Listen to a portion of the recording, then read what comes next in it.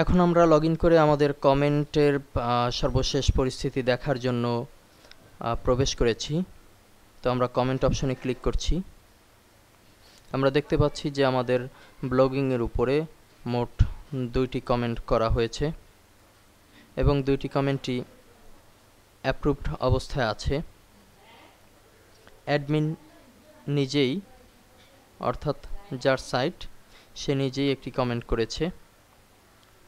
আমরা কমেন্টের সাথে সাথে দেখতে পাচ্ছি যে আনঅ্যাপ্রুভড। যদি আমরা চাই যে আমাদের কমেন্টটি প্রদর্শিত হবে না, কিংবা কমেন্ট যদি এ ধরনের হয় যে কোনো বিরক্তিকর কমেন্ট বা কিছুটা বাজে কমেন্ট, আমরা সেগুলোকে অ্যাপ্রুভড করতে চাচ্ছি না, তখন এখান থেকে আমরা যদি আনঅ্যাপ্রুভড অপশনটি ক্লিক করি তবে সেটি আনঅ্যাপ্রুভড হয়ে যাবে।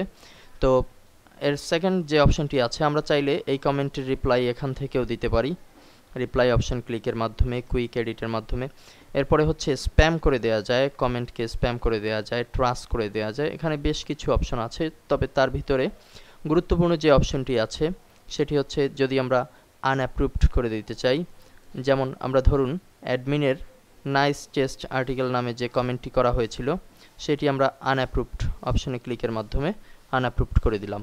যার ফলে কি ঘটলো, আমরা যদি ব্রাউজারে যাই, আমাদের এখানে কিন্তু এখনও পর্যন্ত যেহেতু রিলোড করা হয়নি, কমেন্টটি দেখতে পাচ্ছি। আমরা একটু রিলোড দিচ্ছি।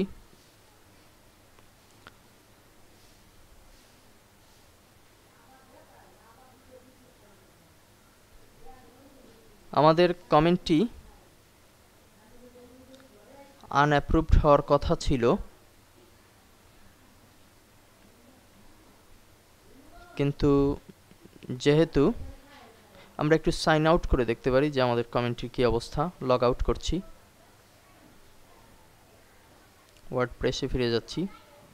এখানে কিন্তু আমরা যদি প্রবেশ করি তাহলে কিন্তু আর কমেন্টকে দেখতে পাচ্ছি না, অর্থাৎ আমাদের যে কমেন্টটি করা হয়েছিল সেটি কিন্তু সকলের জন্য প্রদর্শিত হচ্ছে না, কেননা আমরা এখান থেকে আনঅ্যাপ্রুভড অপশনটি ক্লিক করে দিয়েছি। আমরা যদি আবার অ্যাপ্রুভড করে দেই,